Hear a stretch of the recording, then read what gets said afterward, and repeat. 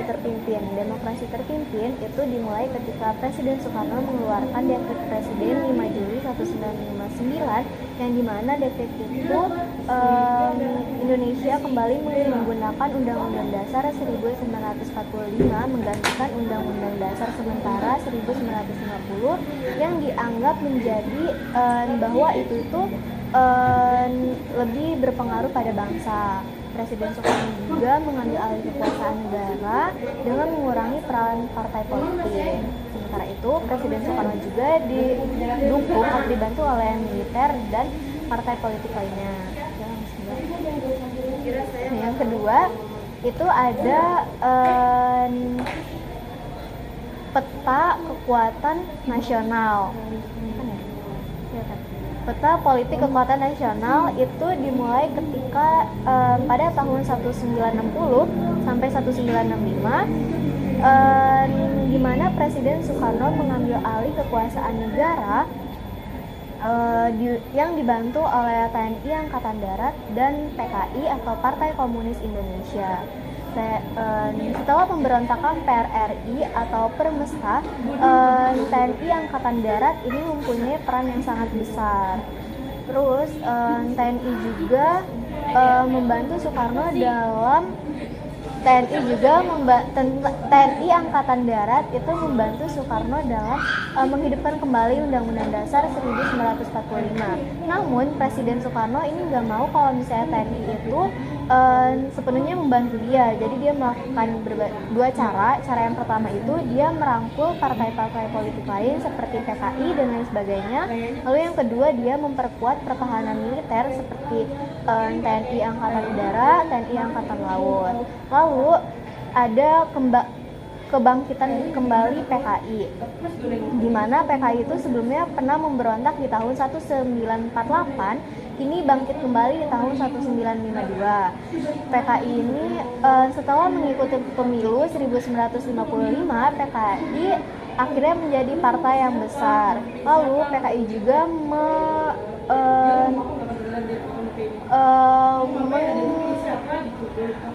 PKI juga menyetujui Nasakom atau Nasional Agama Komunis yang dibuat oleh Soekarno. Lalu PKI juga menempel pada Soekarno dan mengikuti kebijakan beliau dan berusaha untuk menjadi terlihat sebagai pemimpin setia Pancasila. Namun ternyata PKI ini mempunyai taktik gitu. Dia tuh ternyata bukan cuman membantu Soekarno, tapi dia ada niat lain, yaitu untuk memanfaatkan Soekarno. Jadi pada saat itu Soekarno itu sedang membubarkan partai-partai yang sedang memberontak. Namun PKI ini diloloskan karena PKI dianggap sebagai karena PKI kan sebelumnya pernah memberontak di tahun 1948. PKI ini dianggap sebagai partai yang sudah selesai memberontak karena itu di masa lalu, jadinya tidak dibubarkan. Tapi Partai Masyumi, PSI, Partai Sosial Indonesia itu dibubarkan. Lalu yang ketiga itu ada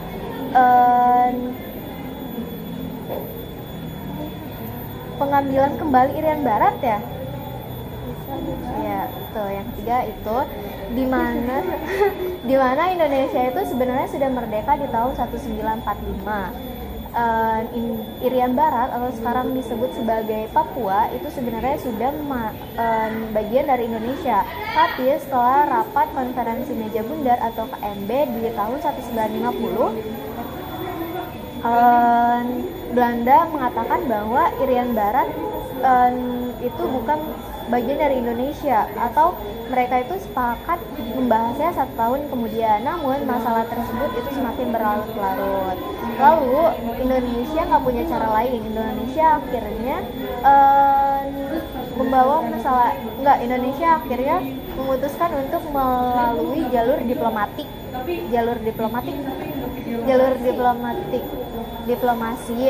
di mana Indonesia ini awalnya ingin menyelesaikan dengan cara damai, namun melalui konferensi ini di Belanda dan Jakarta. Namun ini gagal. Lalu Indonesia juga membawa masalah tersebut ke PBB. Gagal juga. Lalu Indonesia mencari dukungan lain ke Asia Tenggara. Indonesia aktif di Konferensi Asia Afrika tahun 1955. Hal ini menjadi pusat perhatian dunia. Namun dengan itu kan masih menjadi pusat perhatian, belum menjadi dukungannya gitu kan, belum membantu Indonesia dalam merebut Irian Barat. Akhirnya Presiden Soekarno atau Indonesia ini melakukan jalur ekonomi dan politik, di mana itu terdapat dua cara. Jadikan Indonesia itu udah melakukan jalur diplomasi, terus akhirnya Indonesia menggunakan cara lain atau jalur politik dan ekonomi, di mana ini terdapat dua cara itu di tahun 1957, di mana Indonesia ini mengambil semua perusahaan Belanda yang ada di Indonesia yang dikendalikan oleh pemerintah dan militer. Lalu di tahun 1960 Indonesia memutuskan jalur diplomasi dengan Belanda. Lalu kan tadi Indonesia tuh sempat membawa masalah ini ke PBB. Nah, saat membawa masalah ini ke PBB, Indonesia juga sempat berpidato di PBB, di mana itu dimulai pada 30 September 1962.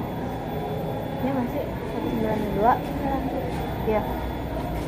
1962, di mana yang berjudul Membangun Dunia Kembali, di mana itu menjelaskan bahwa Indonesia ini capek gitu dibohongin sama Belanda terus, gak ada hasil dari si Belanda, dan mau nggak mau Indonesia harus mengambil cara tindakan dengan tegas. Kalau yang laut-laut itu mah Malaysia ya. Udah lanjut aja, yang keempat itu ada konferensi Malaysia. Ya kan? Konfrontasi Malaysia terhadap Malaysia itu dimulai pada tahun 1963, di mana itu ada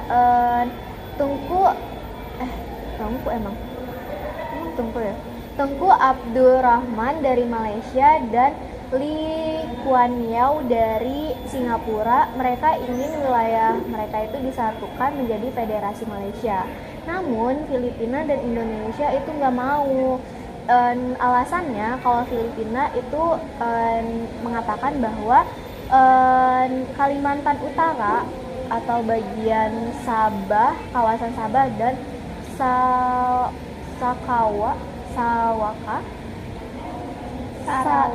Sarawak itu masih bagian dari Sultan Sulu.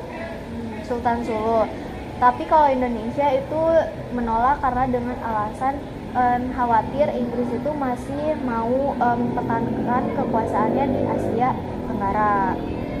Nah, dengan adanya masalah tersebut atau ketegangan tersebut, diadakannya lah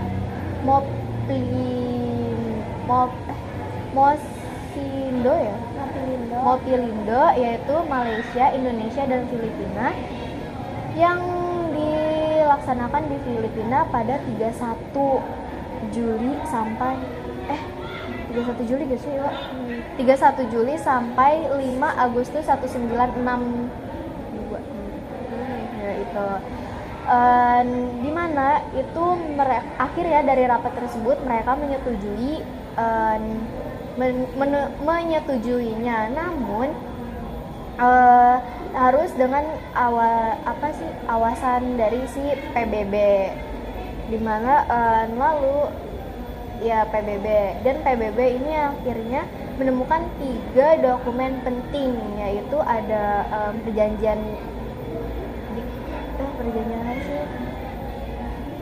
Aku lupa, ada Perjanjian Manila, Deklarasi Manila, sama Komike bersama.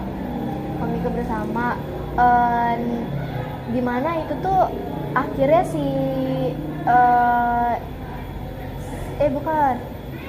komite bersama. Terus PBB juga Malaysia ini sebelum diumumkannya persetujuan tersebut, Malaysia malah memproklamasikan Federasi Malaysia terlebih dahulu.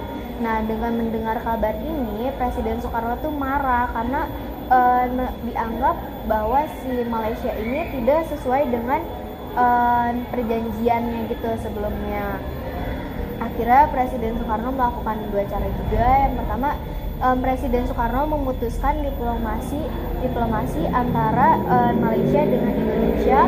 Lalu Indonesia memutuskan perekonomian dengan Malaysia, Singapura, Sabah, dan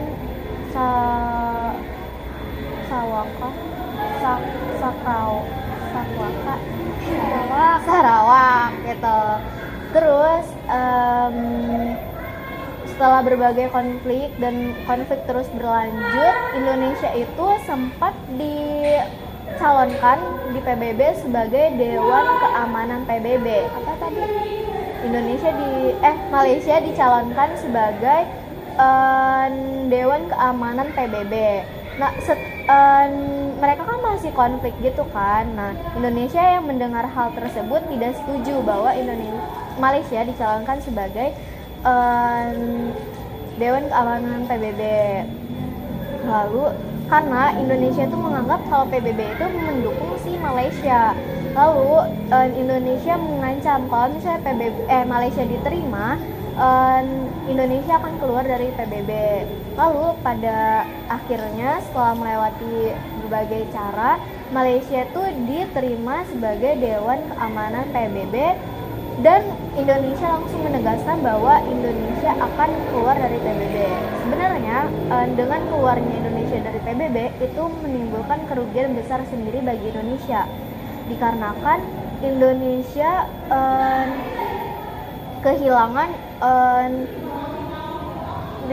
Indonesia itu tidak bisa membawa permasalahannya tersebut ke PBB gitu. Lalu B itu perkembangan ekonomi demokrasi terpimpin, di mana sebenarnya Presiden Soekarno itu ingin membangun kembali perekonomian Indonesia.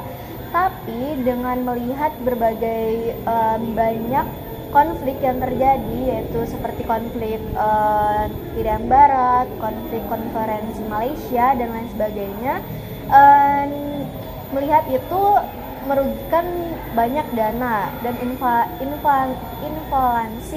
meningkat menjadi 100-300%, di mana ekspor impor itu menjadi macet. Terus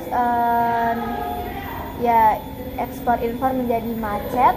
Terus hal ini menimbulkan mahasiswa dan pemerintah turun ke jalan